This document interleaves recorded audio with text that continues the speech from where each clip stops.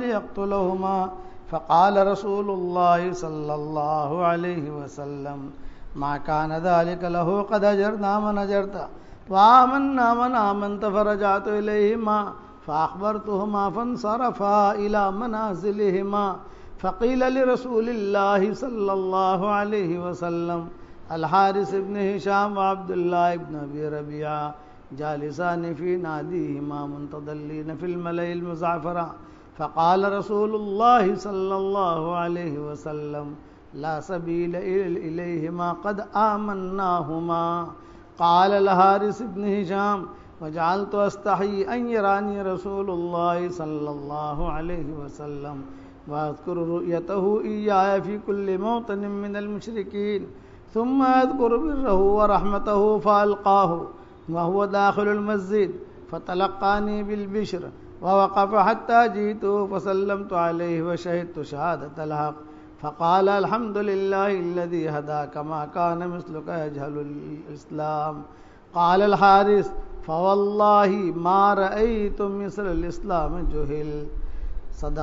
صدق رسول الله صلى الله عليه وسلم. سبحان ربك رب العزة عما يصفون وسلام على المرسلين والحمد لله رب العالمین. قابل احترام بھائیوں، دوستوں اور بزرگوں، یہ امت جس امت میں اللہ نے مجھے اور آپ کو پیدا کیا ہے، یہ عظیم امت ہے، یہ بڑی امت ہے، اور خاص طور سے ہمارا درجہ بہت اونچا رکھا. ایک صحابی کام کرے، اس پر جو نتیجہ نکلتا ہے وہ آپ جانتے ہو، لیکن حضور صلی اللہ علیہ وسلم نے صحابہ کو بھائی نہیں بنایا، ہمیں حضور نے اپنا بھائی بنایا.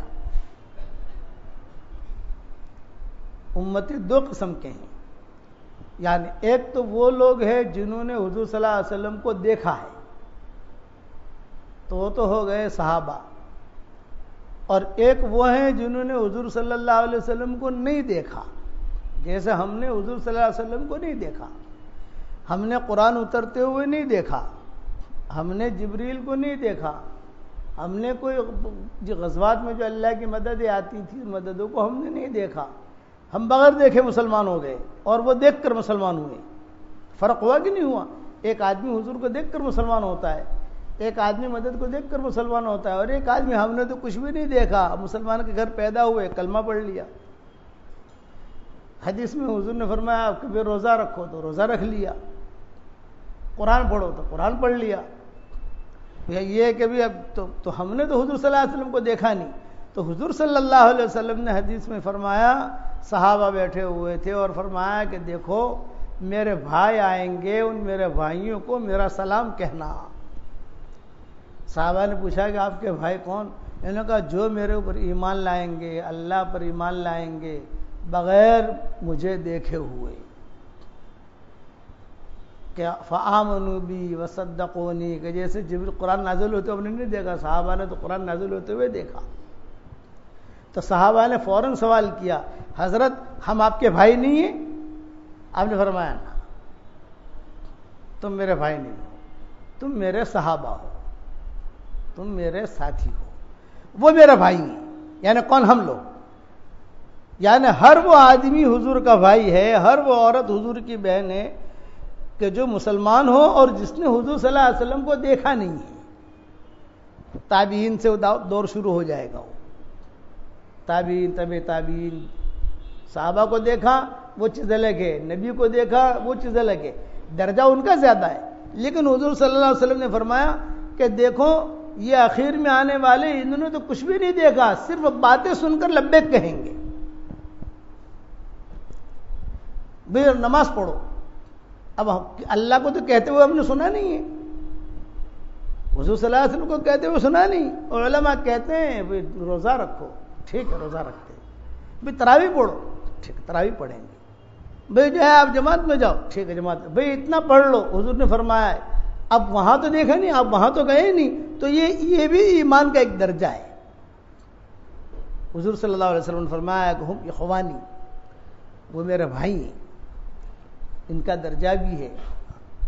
ان کے ایک صحابہ کی محنت پر جو نتیجہ نکلتا تھا، نے فرمایا کہ ان لوگوں کی محنت پر 50 صحابہ کے برابر نتیجہ نکلے گا. 50 صحابہ محنت کریں جو نتیجہ نکلتا ہے، وہ اس زمانے کا آدمی محنت کرے گا تو اس کے بعد ایک محنت کرے گا اور نتیجہ اللہ نکالے گا. کیوں کہ یہ آخری زمانے کے لوگ ہیں.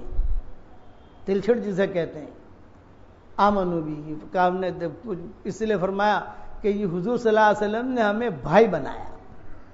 یہ حدیث شریف میں آتا ہے. اچھا اب آگے چلو کہ اتنا پاکیزہ معاشرہ حضور اکرم صلی اللہ علیہ وسلم نے بتایا، اخوت کا، ہمدردی کا، کہ جیسے ایمانیات والی لائن ٹھیک ہو، عبادات والی لائن ٹھیک ہو، اخلاقیات والی لائن ٹھیک ہو، معاشرت والی لائن ٹھیک ہو، معاملات والی لائن ٹھیک ہو. مدینہ منورہ میں کوئی بچہ اگر یتیم ہوتا تھا تو اس بچے کو فکر نہیں ہوتا تھا کہ میرے کھانے پینے کا کیا ہوگا. پہلے تو باپ جو ہے اس کی ذمہ داری لیتا تھا، باپ شہید ہو گیا، بچہ یتیم ہو گیا. اب مدینہ کا ہر گھر اس کا کفیل بن جاتا تھا. ہر گھر سے اس کے لیے کپڑے آ رہے. وہ کہتے تھے کہ باپ آتا تھا تو ایک دو جوڑی کپڑے لاتا تھا، یہ تو ہر گھر والا بھیج رہا ہے. کوئی عورت بیوہ ہوتی تھی تو اچھا ہمارا معاشرے میں اتنی گندگی آ گئی. ہندوانہ ثقافت ہے نا، ہم لوگ پہلے ہندو تھے نا بھئی، ہمارے باپ دادا اوپر کے جو ہوتے ہندو تھے، وہ ہندوانہ ثقافت کہ متعلقہ لڑکی سے کوئی شادی نہیں کرے گا. کیوں؟ وہ طلاق شدہ ہے. بیوہ سے کوئی شادی نہیں کرے گا. بیوہ ہے، کسی کوئی بیوہ ہے، اس کے بچے ہیں، شادی نہیں کرے گا، یہ بچے ہیں. یہ ہندوؤں کی ترتیب ہے. شریعت، ہماری شریعت میں یہ چیز نہیں ہے. حضور صلی اللہ علیہ وسلم نے سب متعلقوں سے شادیاں کی، بیواؤں سے کی. صرف ایک عائشہ تھی جو کنواری تھی. حضرت خدیجہ کے تو 2 شوہر اور دونوں شوہروں سے بچے ہوئے، اور حضور نے اپنے نکاح میں لیا اور پھر حضور سے بھی بچے ہوئے. سب سے مظلوم اگر ہمارے معاشرے کے اندر کوئی شخص، کوئی عورت ہے تو وہ نئی دلہن ہوتی ہے. 20 سال کی لڑکی ہے، شادی ہو گئی. پہلے ایک مسئلہ یاد رکھنا کہ بیوی جو ہے اس کے ذمے شوہر کی خدمت ہے، ساس کی اور خسر کی خدمت نہیں ہے. شوہر کے بھائیوں کی خدمت اس کے ذمے نہیں ہے. یہ ذہن میں رکھنا. وہ اگر کرے وہ اس کا احسان ہے، اس کی خدمت اس کے ذمے نہیں ہے. شوہر کی خدمت ہے کہ وہ شوہر کی خدمت کرے. جوان لڑکی ہوتی ہے، اب جو ہے کبھی کبھار یعنی اتنا معاشرہ خراب ہوا کہ وہ دلہن کی 100 خوبیاں ساس و سسر جو ہے وہ پردہ ڈال دیتے ہیں. 100 خوبیاں، اور ایک عیب اگر آئے اسے اچھالیں گے، اور اسی ایک عیب کی وجہ سے طلاق دلوائیں گے بچے سے. روتی ہوئی لڑکی آتی ہے کہ مولوی صاحب کچھ ہمارا بھی تو حق بیان کرو. بیٹا کیا ہوا؟ یوں کہا کہ مجھ میں، میرے شوہر میں بہت محبت تھی، بہت محبت، لیکن سعد اور خسر یہ کہتے تھے کہ یہ تیری بیوی مجھے پسند نہیں ہے، طلاق دے دے، طلاق دے دے، طلاق دے دے. اتنا مجبور کیا تو اس نے روتے ہوئے مجھے طلاق دی. یہ کہاں سے جائز ہوگا؟ بیوی کو شادی کر کے اگر آپ لاتے ہو تو آپ کو مسلمان کے ذمہ ہے کہ اس کے لیے سکن الگ رکھے. سننا مسئلہ، فلیٹ الگ دے وے. لیکن اب بمبئی میں فلیٹ کہاں سے لاوے کہ اسے الگ بنگلہ دینا چاہیے. اس کا کچن الگ ہو، اس کا باتھ روم الگ ہو. یہ شریعت ہے.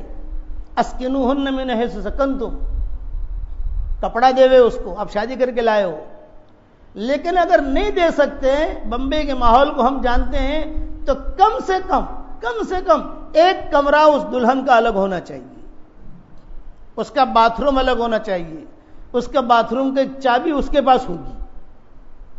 اس کا کچن الگ ہونا چاہیے. جب وہ کھانا پکانا چاہے کھانا پکا لے. اگر مستقل کچن نہیں دے سکتے تو اس کے گھر کے باہر جو ہے تھوڑا سا ایک گیس وغیرہ کر کے دے دو کہ جو ہے یہیں پر تم اپنا کھانا پکانا.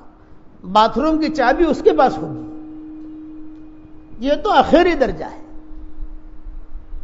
یہ آخری درجہ ہے. یہ اگر نہ ہوا، وہ اجتماعی زندگی ہوتی ہے نا، کبھی ایک کمرہ ہے، کبھی ساس بھی سو رہی ہے، بیوی بھی سو رہی ہے، بچے بھی سو رہے ہیں، اور وہ پتہ نہیں جیٹھ کہتے ہیں، نند کہتے ہیں، کیا کہتے ہیں مجھے پتہ نہیں، شوہر کا چھوٹا بھائی، بڑا بھائی، یہ سارے کے سارے سو رہے ہیں. پھر وہ شوہر کی بہن بھی آتی ہے، تو وہ اچھا شوہر کی جو بہن ہوتی ہے وہ تو سارے گھر کی رانی ہوتی ہے، اور جو چھوٹی بہن ہوگی نا شوہر کی، وہ تو سب پورے کنبے کی مالکہ ہوتی ہے، وہ زیادہ چٹر پٹر ہوتی ہے. وہ سب بہوؤں کے سب بھائیوں کی بیویوں کی آپ کو نکالے گی جو سب سے چھوٹی ہوگی. یہ شروع سے چلا آ رہا ہے کہ وہ چھوٹے جو کہے گی ارے بھائی فلاں تمہاری بھابھی نے تو یہ کیا، تمہاری بیوی نے تو یہ کیا، تمہاری بیوی نے یہ کیا، تمہاری بیوی نے یہ کیا. بڑی اور چھوٹی شوہر کی دو بہنیں ہوں گی، ایک بڑی ہوگی وہ چٹر پٹر ہوگی، اور سب سے آخر میں ہوگی وہ چٹر پٹر ہوگی. بیچ والی جو ہوگی وہ زیادہ چٹر پٹر نہیں ہوگی. اس لیے یہ حقوق یاد رکھو. بیوی ہے، اس کے ذمہ آپ کی خدمت ہے، آپ کی ماں کی خدمت نہیں ہے، خسر کی خدمت نہیں ہے. بھائی کے نہیں ہے کہ بھائی کے کپڑے بھی دھوے، یہ نہیں ہے کہ بہن کے کپڑے بھی دھوے، اس کے کپڑے بھی استری کر دو. ہاں اگر وہ دھوتی ہے وہ اس کا احسان ہے. ان اللہ یامر بالعدل والاحسان وایتاء ذی القربی. اس لیے یہ بہت دکھ کی بات ہے کہ ہم اپنے معاشرے کو سدھاریں، چونکہ ہمارے معاشرے میں شروع سے اوپر سے کوئی متعلقہ کی شادی کا پیغام آئے گا تو پوچھے گا کہ متعلقہ ہے، یہ کہا نا کیا وہ متعلقہ ہے تو بھائی خراب ہو گئی. یہ کہ داغ لگ گیا. کیا داغ لگا؟ یعنی زبان میں جو جملے آتے ہیں مولوی صاحب داغ لگ گیا، تو تجھ پر کون سے داغ نہیں لگے ہیں بھائی؟ تو کون سا ستھرا ہے؟ اس لیے یہ چیزیں نہیں ہوتی. یہ پاکیزہ شریعت ہے. اس شریعت کو کہا گیا پاکیزہ شریعت، اور حضور اکرم صلی اللہ علیہ وسلم نے اسے کر کے دکھایا. حالانکہ حضور صلی اللہ علیہ وسلم کنواری سے شادی کرنا چاہتے تھے، کتنی کنواریاں ملتی؟ آپ صلی اللہ علیہ وسلم اگر کنواریاں لانا چاہتے تو ساری دنیا سے، اللہ کے نبی تھے، ہر عورت اپنے آپ کو پیش کرنے کی کوشش کر رہی تھی کہ مجھ سے حضور کا نکاح ہو جائے، لیکن نہیں. حضور صلی اللہ علیہ وسلم نے بچے والیوں سے کی، ام سلمہ سے کی، بچے تھے ان کے، حضرت خدیجہ سے کی. سب سے پہلا نکاح حضرت خدیجہ سے کیا، حالانکہ آدمی پہلا نکاح کنواری سے کرتا ہے. حضرت عائشہ رضی اللہ تعالیٰ عنہ تو بعد میں آئی. اچھا بعض عورتیں ایسی تھی کہ جن کی رغبت حضور صلی اللہ علیہ وسلم کو نہیں ہوتی تھی، زیادہ مزاج بھی ملتا نہیں تھا، جیسے حضرت سودا. حضور صلی اللہ علیہ وسلم نے ارادہ کیا تھا کہ میں تمہیں چھوڑ دوں، اس لیے کہ یعنی تھوڑی بدن میں بھاری تھی تھوڑا، تو حضور صلی اللہ علیہ وسلم تو حضرت سودا نے کہا کہ ایک کام کیجئے، میں میری باری جو ہے عائشہ کو دے دیتی ہوں، مجھے اپنے حرم سے نکالو مجھے. تو جتنی مائیں ہیں ان ماؤں کی تاریخ دیکھو، بیوائیں ملیں گی، کوئی متعلقہ ملے گی، کسی کے دو جگہ شادی ہو چکی تھی، بچے ہو چکے تھے. ام سلمہ کے تو بچے تھے. حضور تو جب ام سلمہ سے نکاح کا پیغام رکھا تو ام سلمہ نے کہا کہ حضرت مجھے غیرت آتی ہے، میرے بچے ہیں، میرے بچے آپ کو پریشان کریں گے. آپ نے فرمایا کوئی بات نہیں، تمہارے بچے میرے بچے ہیں. تو یہ دکھ جو ہے بیواؤں کا، متعلقاؤں کا، یہ ختم ہو جائے گا. اور کبھی بھی کوئی باپ اور کوئی ساس اس کو شرعاً جائز نہیں ہے کہ وہ اپنے اچھا میاں بیوی میں خوب محبت ہوتی ہے، اس کا شوہر کہہ رہا ہے مولانا میری بیوی سے مجھے بہت محبت ہے، بیوی کہہ رہی ہے مجھے میرے شوہر سے بہت محبت ہے، وقت افضى بعضكم الى بعض، کہ دونوں ایک دوسرے سے ملاقات کر چکے ہیں، وہ محبت ایک فطری طور پر آ گئی ہے کہ شوہر بھی محبت کر رہا، یوں کہ بیوی بھی محبت کر رہی، دونوں کی محبت ہے. لیکن میری ماں جو ہے وہ تنگ کرتی ہے. روزانہ گھر جاتا ہوں تو گھر جا کر کہتی ہے ماں کا حق ہے. اب یہ شریعت بتا رہی ہے ماں کا حق ہے، ماں کی بات ماننی چاہیے. کما طلاق دے دے اس کو، یہ مجھے اچھی نہیں لگتی، اس کو کپڑے دھونا نہیں آتا، تو کپڑے دھونے کے لیے تو آئی ہی نہیں ہے. اسے کھانا پکانا نہیں آتا، وہ کھانا پکانے تو آئی ہی نہیں ہے. آپ سمجھے کہ نہیں سمجھے؟ تو کبھی بھی یہ ماں باپ کے ذمے یہ چیز نہیں ہے کہ وہ شوہر کا، ہاں اگر کوئی خدا نخواستہ نشوزہن یعنی اتنی نافرمانی ہے کہ بچلن ہے، یہ پھر بھی شریعت نے جو ہے کئی چیزیں رکھی کہ نہیں بھی جو ہے اسے اپنے بستر الگ کر دو، شاید جو ہے وہ سدھر جاوے، بھی ہلکا سا مارو، وضربون ہلکا سا مارو۔ حضرت امام شافعی فرماتے تھے کہ مسواک سے مارو، کبھی کبھی جو ہے رومال سے مارو اس کو تاکہ وہ شاید سنبھل جاوے، لیکن وہ بالکل اتنی آڑی ٹیڑھی ہے کہ صاحب وہ بہت کم عورتیں ایسی آڑی ٹیڑھی ہوتی ہیں، یاد رکھنا کہ جو ساس اور سسر کو پریشان کریں۔ ہماری بیٹیاں جو ہے یہ ہمارے معاشرے کی بچیاں یہ سیدھی سادھی بچیاں ہوتی ہیں، بس وہ شادی کر کے آئی اور ساس کے مزاج کے خلاف کوئی بات بنی یا شوہر کی بہن کے مزاج کے خلاف کوئی بات بنی، بس وہ جو ہے آہستہ آہستہ کان بھرے گی، کس کے؟ دوسری عورتوں کے، یہ ایسی ہے، یہ ایسی ہے، اس کی آنکھ ایسی ہے، ارے اس کی آنکھ سے تعلق، اس کے دانت ایسے ہیں۔ ایک آدمی نے کہا کہ ایک عورت نے کہا میری بیوی مجھے شوہر نے یہ کہا کہ تیرے دانت ٹھیک نہیں ہے اس لیے طلاق دے رہا ہوں تجھ کو۔ ارے دانت سے شادی کی تھی کہ عورت سے شادی کی تھی؟ شادی کا دانت سے کیا تعلق؟ اس لیے یہ معاشرے کو سدھارنے کی کوشش کرو، خاص طور سے ساس اور سسر۔ 100 غلطیاں 100 خوبیاں ہوں گی بچی میں، اس پر پردہ، ایک دو غلطی آ گئی اس کو اچھالیں گے، پوری برادری کے اندر اچھالیں گے، نہیں، بڑے حقوق رکھے ہیں شریعت نے۔ اس لیے ہمارے ہاں بمبئی میں تو چھوٹے چھوٹے کمرے ہوتے ہیں، بے ہر ایک کے پاس فلیٹ تو ہوتے نہیں ہیں، بے آپ کے پاس نہیں ہے تو آپ اس کو بیچ کر تھوڑا آگے چلے جاؤ، کہیں شادی کرو۔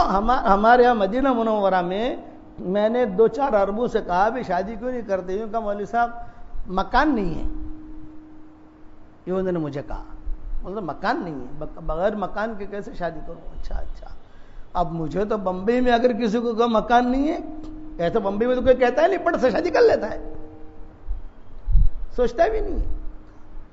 تو میں نے ان عربوں سے کہا جو کہ ہمارے متعلقین میں سے ہیں، دوستوں میں سے ہیں، خدمت کرتے ہیں، میں نے کہا مکان نہیں ہے اس کا مطلب کیا ہے؟ یہ کہ مطلب ہمارے یہاں تو جب تک جو ہے مکان نہ ہو نا تو ہم شادی نہیں کرتے، اس کو ہمیں یہ تو شریعت ہے کہ اس کو رکھیں گے کہاں؟ خالی کھیل کود کے لیے تھوڑی ہے، موج مزے کے لیے بیوی تھوڑی ہے، خالی موج مزہ کرو چھوڑ دو اس کو، نہیں، یہ اللہ کے حقوق ہیں، یہ بہت بڑی چیز ہے۔ اسی لیے حضور صلی اللہ علیہ وسلم نے اپنے انتقال سے پہلے جو وصیت کی، یہ کہا دیکھو اپنے ماتحتوں کا خیال رکھنا۔ اس لیے میاں بیوی میں محبت ہے سب سے بڑی چیز ہے، بس چھوڑ دو ان کے حال پر، کہ میاں بیوی میں جوڑ ہے نا بہت اچھی چیز ہے، لیکن کان بھرنا، اور یہ خاص طور سے چھوٹی بڑی بہنیں یہ بھی ذہن میں رکھنا کہ بڑی بہن اور چھوٹی بہن یہ جو چٹر مٹر ہوتی ہے، وہ فون کرے گی، SMS کرے گی، وہ یہ کرے گی، چھوٹی باتوں کی اس کو اچھالے گی، یہ جائز نہیں۔ اور نہ ساس جو ہے خسر بھی کبھی نہیں کہہ سکتا، کبھی بھی ابو بکر جیسا اگر خسر ہو، صدیق اکبر جیسا، تو اس کے لیے گنجائش ہے کہ ابو بکر کا درجہ بہت اونچا تھا، وہ دین کی وجہ سے، وہ آدمی دلیل میں لاتا ہے کہ صدیق اکبر نے کہا تھا اپنے بیٹے سے کبھی بیوی کو طلاق دے، دلیل میں یہ لاتا ہے، لیکن یہ اسے پتا نہیں ہے کہ ابو بکر کون تھا، اور وہ عاتقہ کون تھی، اور وہ عبد الرحمن کون تھا، اور کیا قصہ تھا، یہ تو آدمی کو پتا نہیں ہے۔ ابو بکر جیسا اگر خسر ہو تو اس کے لیے گنجائش ہوگی، عائشہ جیسی بہن ہو، حضرت عائشہ، تو وہاں گنجائش ہوتی ہے، ہم کہاں درجے تک پہنچ سکتے ہیں بھائی؟ بات سمجھ میں آ گئی؟ اس کے لیے ان چیزوں کا مجھے کلیہ مضمون عرض کرنا تھا، لیکن مجھے یاد رہا نہیں۔ اپنے معاشرے کو سدھارو، بیویوں کے ساتھ اچھا سلوک، شوہروں کی اطاعت، بچوں کی صحیح تربیت، پھر شوہر کے ماں باپ کی جو ہے ان کی ساس ہے، خسر ہے، جو ان کی خدمت اخلاقی اعتبار سے جتنی کر سکے۔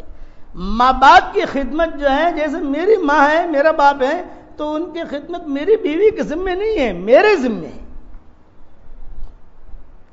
ان کے پاؤں میں دباؤں گا، یہ نہیں کہ ذرا تو دبا دے، نہ، یاد رکھنا وہ میرے ذمہ ہے، وہ بیٹیوں کے ذمہ ہے، وہ بیٹوں کے ذمہ ہے، آنے والے دلہن کے ذمہ نہیں ہے۔ اس لیے دلہن جو گھر میں آئے تو اس کی اگر 100 عیب ہیں تو پردہ ڈالو، ایک خوبی ہے اسے اچھالو کہ ہاں بہت اچھی ہے، اچھی نماز پڑھتی ہے، تعلیم بھی اچھی کراتی ہے، بات بھی اچھی کرتی ہے، بہت اچھی ہے، تو اس کا دل جو وہ آہستہ آہستہ آہستہ آپ کے گھر کے ماحول میں آ کر مل جائے گی۔ اللہ معاف کرے 20-22 سال کی لڑکی حذیفہ ملی وہاں حرم شریف میں، اور میں نکل یہ کہ مولوی صاحب ہمارے بھی حقوق بیان کرو، میرا یہ کبھی کچھ ہمارے بارے میں بھی تو کچھ کہو، بیٹا ہوا کیا ہے تو بتا۔ لاہور کی تھی، یہ کہا مجھے بتا تو ہوا کیا؟ یہ کہا مولوی صاحب میرے خاندان کو جانتے ہو، میرے شوہر کو جانتے ہو، میری ساس روزانہ گھر میں جب بھی شوہر تیری بیوی سے مجھے محبت نہیں ہے، تو جو ہے تیری بیوی کو طلاق دے دے، اور شوہر رو رہا ہے کہہ رہے میں کیا کروں، تجھ سے تو مجھے بہت محبت ہے، تو میری بہت خدمت کرتی ہے، لیکن مجبور ہو کر میں تجھے چھوڑ رہا ہوں۔ تو وہ شوہر بھی جہنم میں جائے گا اور ساس بھی جہنم میں جائے گی۔ میں نے کہا اس کو شوہر کو کہ یہ کیا کیا تو نے، زندگی خراب کر دی، اب وہ طلاق ہو گئی، اب کوئی شادی نہیں کرے گا، کیوں؟ مطلق ہے۔ اس لیے ہماری بچیاں جو مطلقہ ہوتی ہیں وہ بیٹھی رہتی ہیں، عمر ان کی کٹ جاتی ہے، عمر اس کی زندگی خراب ہو گئی، اس کی زندگی خراب نہیں ہوئی، بلکہ یہ جس نے حرکت کی ہے اس کی زندگی خراب ہو رہی ہے۔ وہ تو اپنی 50 سال کی 60 سال کی زندگی گزار کے چلی جائے گی، اللہ کو پیاری ہو جائے گی، لیکن بعد میں کرانے والے جو ہے وہ اس لیے زبان سے کوئی جملہ نکلے تو بہت سوچ سمجھ کر، خاص طور سے جوان لڑکیاں جو تھی، اس طریقے سے دلہنیں بھی زبان سے کوئی جملہ نکالیں، اس لیے کہ زبان سے کوئی جملہ نکلا تو اس پر آدمی عمارت قائم کر دیتا ہے، اس لیے اس کا خاص خیال رکھا جائے۔ رکھو گے انشاءاللہ بھائی، اللہ تعالیٰ ان نصیحتوں پر عمل کرنے کی توفیق عطا فرمائے۔ اللہم صلی علی محمد وعلی آل محمد کما صلیت علی ابراہیم وعلی آل ابراہیم انک حمید مجید۔ اللہم لک الحمد کلہ ولک المن کلہ لک الشکر کلہ ولک الملک کلہ لک الخلق کلہ ولک الفضل کلہ وإلیک یرجع الامر کلہ وإلیک یصعد الکلم الطیب کلہ۔ اللہم لک الحمد بالاسلام لک الحمد بالایمان لک الحمد بالقرآن لک الحمد حتی ترضى لک الحمد اذا رضیت لک الحمد بعد الرضا۔ اللہم لک الحمد کالذی نقول وخیرا مما نقول لک الحمد کالذی تقول لک الحمد فی الحال ولک الحمد فی المآل۔ اللہم آت نفوسنا تقواها وزکها انت خیر من زکاها انت ولیها ومولاها۔ اللہم تقبل منا صیامنا وقیامنا واقدامنا واقلامنا وجميع اعمالنا عاجلا غیر آجل یا رب العالمین۔ اللہم انا نسألك الفوز في يوم القضاء ونزل الشهداء وعيش السعداء والنصر على الأعداء ومرافقة الأنبياء يا ذا المن والعطاء يا سميع الدعاء يا رافع السماء۔ اللهم أرنا الحق حقا وارزقنا اتباعه وأرنا الباطل باطلا وارزقنا اجتنابه۔ اللهم إنا نسألك من الخير كله عاجله وآجله ما علمنا منه وما لم نعلم ونعوذ بك من الشر كله عاجله وآجله ما علمنا منه وما لم نعلم۔ اللهم احسن عاقبتنا في الأمور كلها وأجرنا من خزي الدنيا وعذاب الآخرة۔ اے اللہ ہمارے گناہوں کو معاف فرما، اے اللہ ہماری خطاؤں سے درگزر فرما، رمضان کی محنتوں کو تو قبول فرما، اور اے اللہ قرآن شریف سننے سنانے کو قبول فرما، اور اپنا خصوصی تعلق ہمیں نصیب فرما۔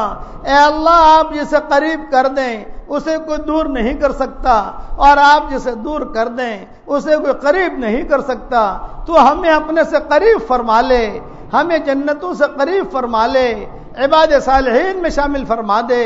اے اللہ ہمیں تقوی عطا فرما، اے اللہ ہمیں ایسا ایمان عطا فرما، کہ اس کے بعد کفر نہ ہو، اور ہمیں ایسی ہدایت عطا فرما کہ اس کے بعد گمراہی نہ ہو، اور ہمیں ایسی عزت عطا فرما کہ اس کے بعد ذلت نہ ہو، اور ہمیں ایسی ترقی عطا فرما کہ اس کے بعد تنزلی نہ ہو، اور ہمیں تیرا ایسا قرب عطا فرما کہ اس کے بعد تجھ سے دوری نہ ہو، اور یہ دعا تو ہم سب کے لیے قبول فرما لے۔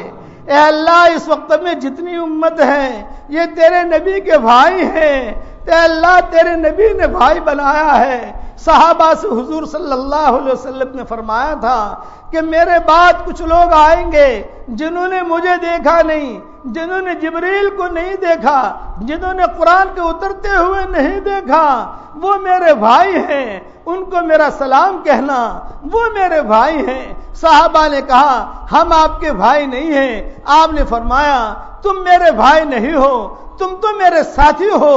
اے اللہ، اس وقت کی جو امت ہے ہم نے تجھے نہیں دیکھا ہے، ہم نے تیرے نبی کو نہیں دیکھا ہے، ہم نے قرآن اترتے ہوئے نہیں دیکھا ہے، ہم نے فرشتوں کو نہیں دیکھا ہے، لیکن ہمیں حکم ملا، ہم تیار ہو گئے تیرے احکامات کو پورا کرنے کے لیے۔ ہم تیرے نبی کے بھائی ہیں۔ آج تیرے نبی کے بھائی ذبح کیے جا رہے ہیں، اپنے نبی کے بھائیوں کی حفاظت فرما دے، اپنے نبی کے بھائیوں کی حفاظت فرما دے، نبی کے بھائیوں اور بہنوں کی حفاظت فرما دے، اور اے اللہ پوری مدد کا فیصلہ فرما دے۔ اچانک کا خیر ہمیں نصیب فرما، اچانک کے شر سے تو ہماری حفاظت فرما۔ جس نے بھی ہم سے دعاؤں کے لیے کہا ہو، دعاؤں کے لیے خطوط میں لکھا ہو، جن کا ہم پر کسی قسم کا حق اور احسان ہو، جو ہمیں اپنی دعاؤں میں یاد کرتے رہتے ہوں، مائیں بہنیں ہمیں اپنی دعاؤں میں یاد کرتی رہتی ہوں، ہماری ساری دعاؤں میں ان کا پورا حصہ نصیب فرما۔ اے اللہ جتنی متعلقہ ہماری بہنیں ہیں، اے اللہ ان سب کے لیے تو انتظام فرما دے، اور جتنی بیوائیں ہیں ان کے بچے ہیں تو ان کا بھی انتظام فرما دے۔ تجھ سے اچھا کوئی انتظام کرنے والا نہیں ہو سکتا۔ اے اللہ گندے معاشرے سے تو ہماری حفاظت فرما، اور پاکیزہ معاشرے پر چلنے کی تو ہمیں توفیق عطا فرما۔ اپنے فضل و کرم سے ہماری دعاؤں کو قبول فرما۔ سبحان ربک رب العزت عما یصفون وسلام علی المرسلین والحمد للہ رب العالمین۔